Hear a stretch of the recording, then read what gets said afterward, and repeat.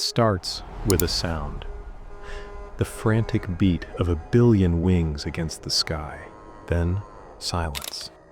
A single sparrow, exhausted, drops from the air. This small death is a victory, celebrated by a nation, but it is also a beginning. The beginning of a famine that will claim 45 million human lives. This isn't a story about a natural disaster. It's the story of a war declared by one of the most powerful men in the world against one of the smallest. A war that China won, and in doing so, condemned its people to an unimaginable hell. How did the death of a bird lead to the death of millions? This is the story of the Great Sparrow Campaign, a terrifying lesson in the brutal cost of ignorance.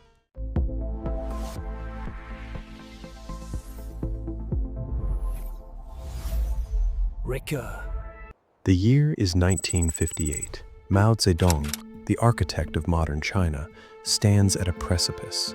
His nation is a sleeping giant, and he is determined to awaken it. His vision is the Great Leap Forward, a radical plan to transform China from a rural, agrarian society into an industrial superpower. But to fuel this leap, China needs every single grain of rice it can produce. And Mao identifies an enemy, a thief that is stealing from the mouths of the people, the Eurasian tree sparrow. The logic presented to the nation is brutally simple. Scientists, under the direction of the party, produce the data. Each sparrow consumes 4.5 kilograms of grain per year. For every million sparrows killed, there is food for 60,000 people. The sparrow is not just a pest. It is a counter-revolutionary, an enemy of the state. The war on the sparrows is not just a campaign. It is a sacred duty. And so, the people answer the call. The largest mobilization of a civilian population in history is not to build a dam or a railroad, but to kill a bird. The strategy is a chilling symphony of human cruelty. It is a war of exhaustion. From the heart of Beijing to the most remote corners of the countryside, the nation becomes a living instrument of death. Millions of people, armed with pots, pans, and drums, create a relentless, deafening roar. The noise is constant, a 24-hour assault on the senses. The goal is simple: deny the sparrows a single moment of rest. The sky, once a canvas of graceful flight, becomes a battlefield. The sparrows, caught in a storm of human-generated chaos, are driven mad. Their nests are torn from the trees, their eggs smashed, their fledglings killed.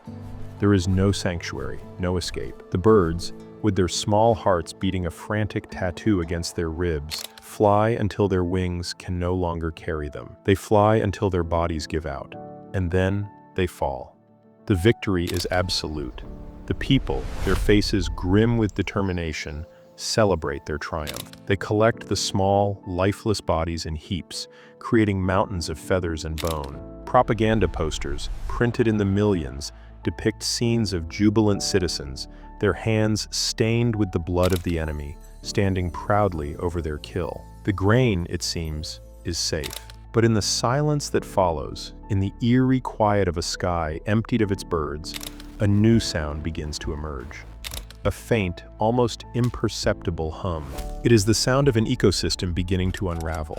The sparrows, it turned out, were not just thieves. They were also guardians. A significant part of their diet was not grain, but insects.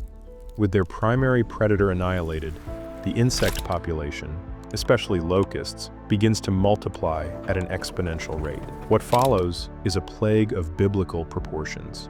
Swarms of locusts, billions strong, rise from the earth, a living, breathing storm of hunger. They descend upon the countryside, a dark, undulating cloud that blots out the sun. They devour everything in their path. The fields of grain, so recently saved from the sparrows, are now being consumed by an enemy far more voracious, far more destructive. The harvest of 1959 is not just a failure, it is a cataclysm.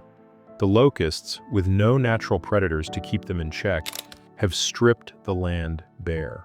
The grain that was meant to fuel the Great Leap Forward, the grain that was meant to feed a nation, is gone. And in its place, a new, more terrible enemy emerges: famine. The Great Chinese Famine, which rages from 1959 to 1961, is an apocalypse written in the silent language of starvation. The official death toll is a state secret, but historians estimate that up to 45 million people perished. It is a number so vast, so incomprehensible, that it loses all meaning. It is a holocaust of hunger. The stories that emerge from this period are the stuff of nightmares. People, driven to the brink of madness by starvation, are forced to eat tree bark, leaves, and even soil. In the darkest corners of the country, there are of cannibalism, of families forced to make the ultimate, unthinkable choice. The nation that had so recently celebrated a victory over a bird is now consuming itself. By 1960, the whispers have become a roar. Even Mao, in the gilded cage of the Forbidden City, can no longer ignore the truth. The Great Sparrow campaign was not a victory. It was a self-inflicted wound, a fatal miscalculation that has doomed a nation. In a quiet, unceremonious decree, the campaign ended. The sparrow, the once hated enemy of the people, is removed from the list of the 4 pests. Its place is taken by the bedbug. The official history is rewritten. The war on the sparrows and the famine that followed is to be forgotten. The state, in a final, desperate act of hubris, even begins to import sparrows from the Soviet Union. A secret, absurd attempt to turn back the hands of time, to undo the damage that can never be undone. The sky over China is no longer silent. The sparrows, in their quiet, unassuming way, have returned. But they have returned to a land that is forever changed. A land haunted by the ghosts of the 45 million who paid the ultimate price for a simple, catastrophic mistake. The fields are green again, but the memory of the Great Famine, the memory of the war on a tiny bird, remains. A dark, indelible stain on the soul of a nation. It is a story that should be told, a story that should be remembered. A story of how the best of intentions, when wedded to the blindness of absolute power, can lead to the worst of all possible worlds. It is a story of a war that was won and a future that was lost.